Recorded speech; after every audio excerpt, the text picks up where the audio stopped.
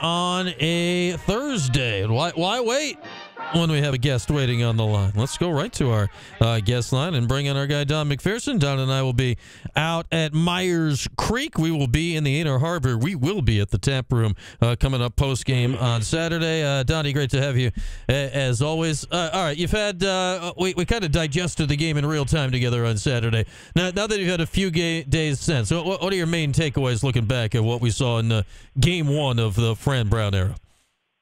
You know, there was so much football after that to watch, and including the Florida State loss to Boston College, and you start to put the pieces together. This is going to be a very interesting college football season, and I think we can feel really good about how SU came out and played offensively. I think the same things that we said in real time. The offense looks strong, lots of weapons, and they've got to figure out, I think, how to get into the tempo for LaQuint Allen in the run game, but that's a good problem to have, that you're not feeding your key back enough.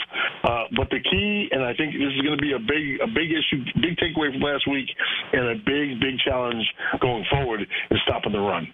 Yeah, we saw that they got ripped up by Ohio. Georgia Tech led the ACC in rushing last year with the same people that did all the running last year still on the team.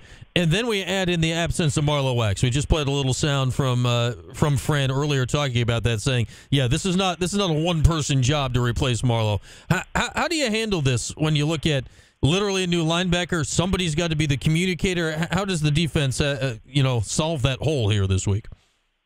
I think that becomes the central part is the communication piece.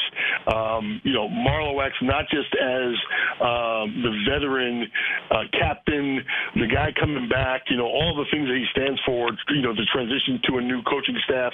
I mean, he's been the constant, he's been the consistent, and he's been the voice to the rest of that defense, all the newcomers. He's been translating for the newcomers. He's been translating for the freshmen. He's been literally translating what does SU football from the linebacker and from the defensive standpoint mean. So that's probably going to be the biggest challenge.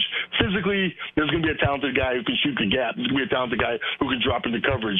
It's that communication piece, and then you layer on top of that the fact that he's the emotional leader of that defense, and quite frankly, of the team itself. I mean, he's the guy that everyone looks to. So not having him in the lineup is going to be really interesting as they go through this week of practice, as they've gone through this week of practice, of finding that guy who's going to step up and be able to be that translator for all those things. Yeah, I agree, Don. It seems like, you can find someone to go out and at least be a decent percentage of the player, Marlo, is the other stuff is the harder thing to do in a pinch. I do wonder, Fran hasn't mentioned this, like, you know how it is, Don, like often if you're injured, you don't go to the game in college on the sideline. It's a crowded safety issue, and Marlo is it's a leg situation, it sounds like, so he's not exactly going to be able to move really well. I'd imagine they'll probably have him there, though, right? Like that's somebody you want on the bench with the guys during timeouts to be able to, help them along throughout the game.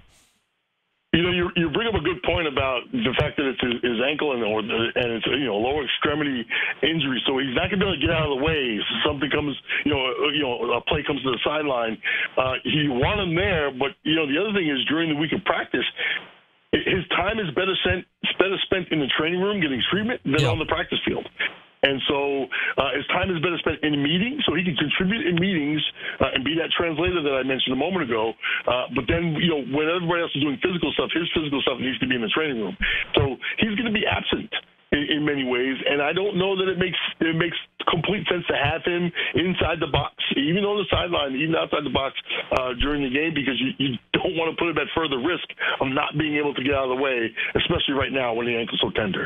Yeah, because he's not going to be able to move to get out of the way. That's right. You need to sign, like, hey, we need like 3 walk-ons. You stand here and form a fence if he's going to be on the side. Like, you have a very important job today, and it's protect Marlo at all costs so we can get him back in 6 weeks. I'll be interested because this is one of those things, right? Like, Don, like with other coaches, their policies on these things. Like some coaches allow stuff like that. Some coaches are like, hey, you're hurt. We're just keeping you away for whatever. We have no idea what Fran's rules on this stuff are. I find it fascinating, like all the little things we learn about a new head coach this early in the year. And and Fred Brown expressed some of that, earlier in the week, and as he came up to game day, all the little things that you don't think about. Even when he said, "Listen, I used to be a defensive backs coach. Now I'm the coach of the entire team," and so you can't spend more time talking to one unit or one player, during a game or during practice, and you really have to find out all those little things that he's learning on the go. And you're right, this is a big one. How do you deal with your marquee, your star, your heart and soul of your defense and the team generally?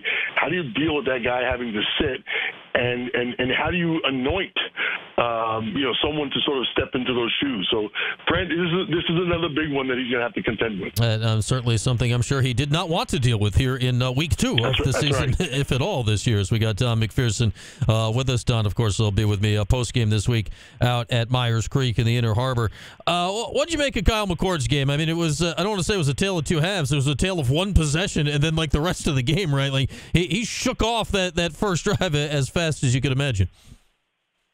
Yeah, he's a veteran. People forget he's been around a long time, and he's played in one of the biggest programs there is in college football, Ohio State. So he's a veteran. He knows how to deal with a little bit of adversity and how to bounce back. And I think the thing that I'm sure, somewhere deep in the recesses of his head and his heart, he knew that this program has been, and Fran Brown has said it many times, and as this program goes, it's how Kyle McCord goes. So there's a lot of pressure there that he's bearing, and he settled down nicely. I thought he settled down nicely and threw some good balls. I think he still is showing a little bit, and I could be reading more into this, but it's the old QB. I mean, it's looking at how he is if that first read's not there. I think he still has to get some confidence in his O-line to sort of, you start using his arm to get himself out of trouble in pressure situations. But I thought he bounced back really well from that first couple of series. And, without a preseason in college football, I think everyone's allowed to have a bad couple of series in the beginning of their game. All right. He got it out of the way after those first 3 throws. Yeah, and then he was exactly. He was pretty darn good after, throwing for 354 and 4 scores in his first time playing at all for Syracuse. We got Don McPherson with us. All right, Don, Saturday, somebody's going to go through something that you got to go through before, and it's a very select group, right, of players that have had their jersey retired at Syracuse. Dwight FRE is getting this honor on Saturday. Take me back to that day for you. What's that day like? What are the emotions like when you're out there and you saw the 9 and Dwight's going to see the 54 go up there on the wall? It's actually, as you were talking, I just got goosebumps because it's a surreal moment, especially when you're standing out in the field. And I've said this many times about our game. One of the things I love about the game of football is no player ever walks on that field by themselves. And as you get older, I've been on the phone. I have 3 different phone calls today with former teammates, just about, hey, who's coming up this weekend and who's staying where and what's going on. And there's a very much a family feeling when you play college football, and to have your individual jersey up there, it felt. People don't want to hear it. It felt almost inappropriate to me. I wish underneath that 9 could have been. I have a towel. If I walk into the next room here, I can put the towel in my hand of when I played in the All-Star games of all the names of all my old linemen. Because I don't get there without them, and that's why I was just saying a minute ago about how Kyle McCord's confidence in his own line is so important.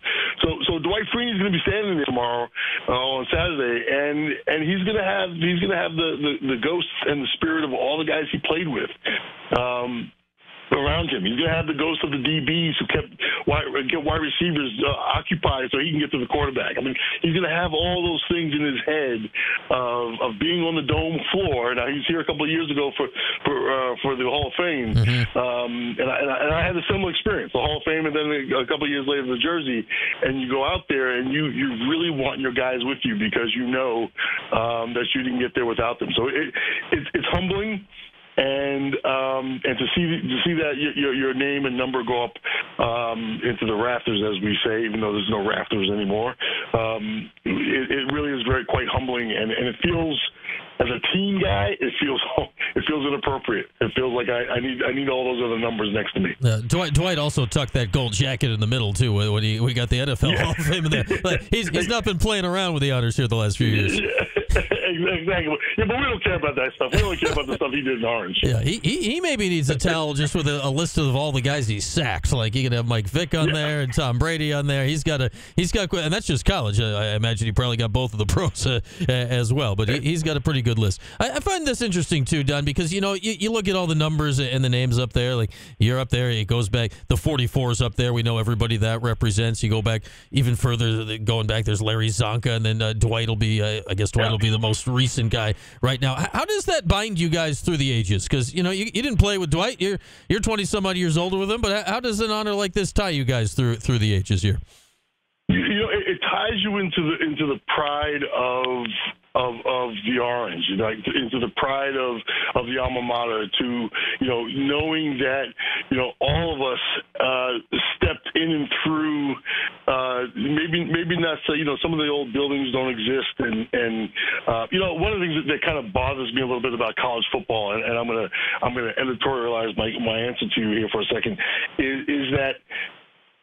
I worked out in what was then called Manley Fieldhouse, and now it's the Lowry Center. Mm-hmm. I played in the Dome 3 years. I got to the Dome 3 years after, we saw Archbold Stadium disappear.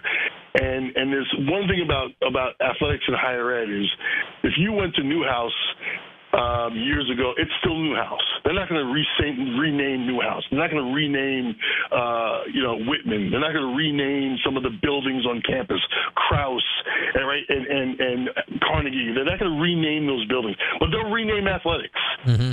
And an athletics complex or a building or a stadium. They'll do a sponsorship because what we do is in so many ways in service to the university in a way that none of the academics units are. And so our history and our traditions are so important to who we are as former players.